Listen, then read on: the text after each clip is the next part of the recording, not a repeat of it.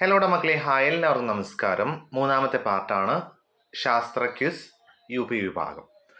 പ്രധാനമായിട്ടും 100 ചോദ്യങ്ങൾ നമ്മൾ ഓരോ പാർട്ടായിട്ട് പഠിക്കുകയാണ്. ഇന്നത്തെ പാർട്ടിൽ നമ്മൾ പരിചയപ്പെടുന്നത് ഭാഗം 3, ഭൗതിക ശാസ്ത്രം, രസതന്ത്രം, വൈദ്യുതിയുമായി ബന്ധപ്പെട്ട കാര്യങ്ങൾ, പ്രകാശം, ശബ്ദം, ഇതൊക്കെ ബന്ധപ്പെട്ട് സബ് ജില്ലകളിൽ ചോദിച്ച മുൻ വർഷത്തെ ചോദ്യങ്ങൾ.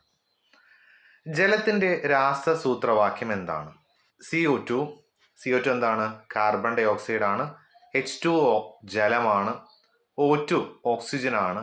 H2SO4 സൾഫ്യൂരിക് ആസിഡ് ആണ്. അപ്പോൾ H2O ആണ് ശരിയായിട്ടുള്ള ഉത്തരം. ഇനി അടുത്ത ചോദ്യം നിങ്ങൾക്ക് പറയാവുന്നതാണ്. വായുവിൽ ഏറ്റവും കൂടുതൽ ഉള്ള വാതകം ഏതാണ്? വായുവിൽ ഏറ്റവും കൂടുതലുള്ള വാതകം ഏത്? Oxygen, carbon dioxide, nitrogen, argon. Okay, അപ്പോൾ ഓർത്തു വയ്ക്കുക, നൈട്രജൻ ആണ് ഈ പ്രപഞ്ചത്തിൽ ഏറ്റവും കൂടുതലുള്ള വാതകം. റെഡി. അടുത്ത ചോദ്യം, ശ്വസനത്തിന് ഏറ്റവും ആവശ്യമായ വാതകം ഏതാണ്?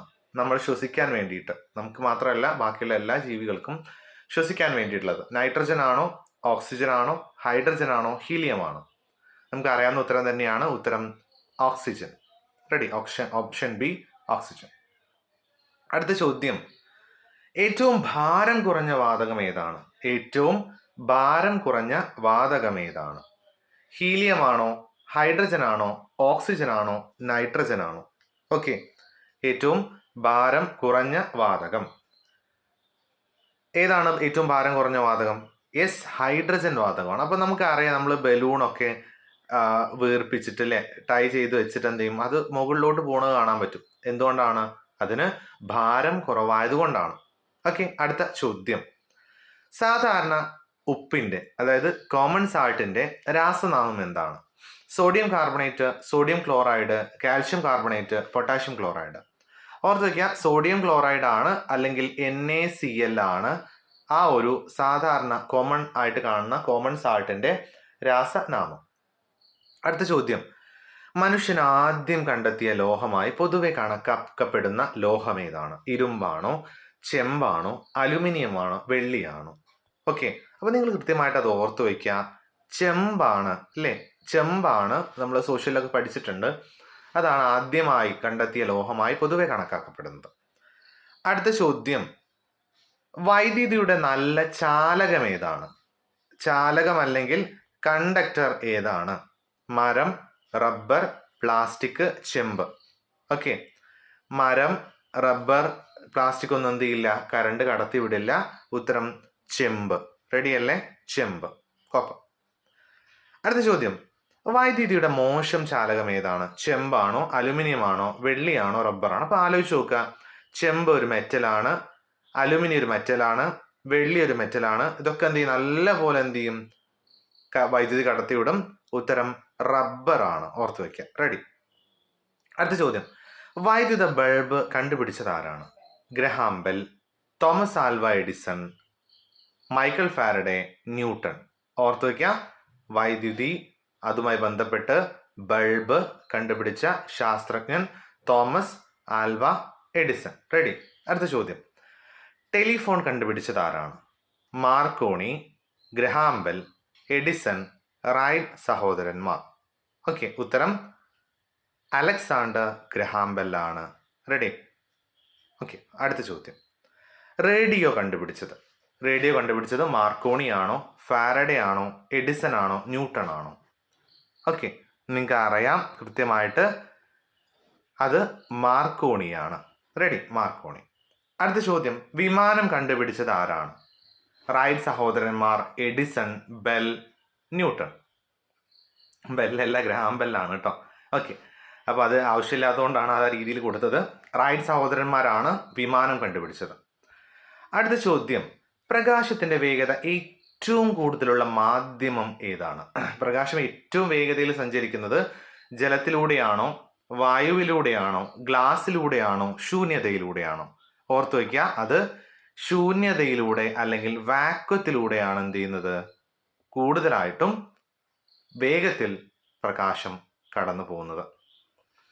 ശബ്ദത്തിന് സഞ്ചരിക്കാൻ എന്താവശ്യമാണ്? പ്രകാശം, മാധ്യമം, ചൂട്, വൈദ്യുതി. പ്രകാശം ഒരു മാധ്യമത്തിൽ കൂടെ മാത്രമേ സഞ്ചരിക്കുകയുള്ളൂ. റെഡി? ഇനി അടുത്ത ചോദ്യം, ശൂന്യതയിൽ ശബ്ദം സഞ്ചരിക്കുമോ? ഓക്കെ, അപ്പൊ ശൂന്യത അല്ലെങ്കിൽ വാക്വം എന്ന് നമ്മൾ പറയും. റെഡി? സ്പേസ് എന്നൊക്കെ നമുക്ക് പറയാം അല്ലെ? സ്പേസ് ഒക്കെ എന്താ? ആ ഭാഗങ്ങളിലൂടെയൊക്കെ ശബ്ദം സഞ്ചരിക്കുമോ? സഞ്ചരിക്കും, സഞ്ചരിക്കില്ല, ചിലപ്പോൾ മാത്രം, എല്ലായ്പ്പോഴും. ഓർത്തു വയ്ക്കുക, ശൂന്യതയിൽ ശബ്ദം സഞ്ചരിക്കില്ല. അതാണ് നമ്മൾ മുകളിൽ പറഞ്ഞത്. ശബ്ദത്തിന് സഞ്ചരിക്കാൻ എന്താവശ്യമാണ്? ഒരു മാധ്യമം ആവശ്യമാണ്. റെഡി? ഇനി മഴവില്ലിൽ എത്ര നിറങ്ങളുണ്ട്? മഴവില്ലിൽ എത്ര നിറങ്ങളുണ്ട്? 5, 6, 7, 8. അപ്പോൾ നിങ്ങൾ ഓർത്തു വയ്ക്കുക, 7 അത് വിബ്ജിയോർ എന്നാണ് അറിയപ്പെടുക. ഓക്കെ, എന്താണ് വിബ്ജിയോർ? ഓക്കെ, നിങ്ങൾക്ക് അറിയുന്നത് തന്നെയാണ്. Violet, IndiGo, blue, green, yellow, orange, red. 7 നിറങ്ങൾ. അടുത്തത്, മഴവില്ലിലെ പുറകുവശത്തെ നിറം ഏതാണ്? ഏറ്റവും പുറകിലായി നിൽക്കുന്നത് വയലറ്റ് ആണോ, നീലയാണോ, ചുവപ്പാണോ, പച്ചയാണോ? നമുക്ക് ഇതിൽ തന്നെ നോക്കിയാൽ മതി അല്ലേ? ഏതാണ് ഉത്തരം? യെസ്, ചുവപ്പാണ്. റെഡി? ചുവപ്പല്ലേ ഇവിടെ കാണുന്നത്? യെസ്, ഇത് ചുവപ്പാണ്. സ്വാഭാവികമായിട്ടും ഏറ്റവും പുറകിൽ നിൽക്കുന്നത് യെസ്, ഉത്തരം റെഡ്. അടുത്ത ചോദ്യത്തിലോട്ട് പോവാം. മഴവില്ലിലെ അകം വശത്തെ നിറം ഏതാണ്? അതും ഇതിലുണ്ട് അല്ലേ? ചുവപ്പ്, വയലറ്റ്, മഞ്ഞ, പച്ച. ഉത്തരം എന്താണ്? വയലറ്റ്. ഇത് നിങ്ങൾ കൃത്യമായിട്ട് എഴുതിയാൽ എന്ത് ചെയ്യും? ആ ഉത്തരം കൂടി നിങ്ങൾക്ക് കൃത്യമായിട്ട് ലഭ്യമാണ്. അടുത്ത ചോദ്യം, ശബ്ദത്തിന്റെ തീവ്രത അളക്കുന്ന ഏകകം ഏതാണ്? ഏത് ഉപകരണം വെച്ചിട്ടാണ് ശബ്ദത്തിന്റെ തീവ്രത അളക്കുന്നത്? Volt, decibel, joule, newton. ഓരോന്നിൻ്റെ യൂണിറ്റുകളാണ്. അപ്പോൾ ഉത്തരം സൗണ്ടുമായി ബന്ധപ്പെട്ട് ഡെസിബൽ ആണ്. ഓക്കെ, സൗണ്ടുമായി റിലേറ്റ് ചെയ്യുന്നത് നിങ്ങൾ ഓർത്തു വയ്ക്കുക, അത് ഡെസിബൽ ആണ്. അടുത്ത ചോദ്യം, മിന്നലിന്റെ ശബ്ദം കേൾക്കുന്നതിന് മുമ്പ് മിന്നൽ കാണാൻ കാരണം എന്താണ്? ഉത്തരം ശബ്ദം വേഗത്തിൽ സഞ്ചരിക്കുന്നു. ഓക്കെ, മിന്നലിന്റെ ശബ്ദം കേൾക്കുന്നതിന് മുമ്പ് നമ്മൾ എന്ത് ചെയ്യാറുണ്ട്? മിന്നൽ കാണാറുണ്ട്. റെഡി അല്ലേ? അപ്പോൾ അവിടെ 2 കാര്യങ്ങളാണുള്ളത്. ഒന്ന് ലൈറ്റ്. ഓക്കെ, ഒന്ന് ലൈറ്റ് ആണ്. അതേപോലെ മറ്റൊന്ന് എന്താണ്? സൗണ്ട്. ഈ 2 കാര്യങ്ങളൊന്ന് റിലേറ്റ് ചെയ്താൽ മതി. ശബ്ദം വേഗത്തിൽ സഞ്ചരിക്കുന്നു, പ്രകാശം ശബ്ദത്തേക്കാൾ വേഗത്തിൽ സഞ്ചരിക്കുന്നു. രണ്ടും ഒരേ വേഗത്തിലാണ്, ശബ്ദം ആദ്യം ഉണ്ടാകുന്നില്ല. അപ്പൊ ഉത്തരം പ്രകാശം ശബ്ദത്തേക്കാൾ വേഗത്തിൽ സഞ്ചരിക്കുന്നു. അതുകൊണ്ടാണ് നമ്മൾ എന്ത് ചെയ്യുന്നത്? ശബ്ദം കേൾക്കുന്നതിന് മുമ്പ് മിന്നൽ കാണുന്നത്. റെഡിയല്ലേ? അടുത്ത ചോദ്യം, കാന്തത്തിന്റെ 2 ധ്രുവങ്ങൾ ഏതൊക്കെയാണ്?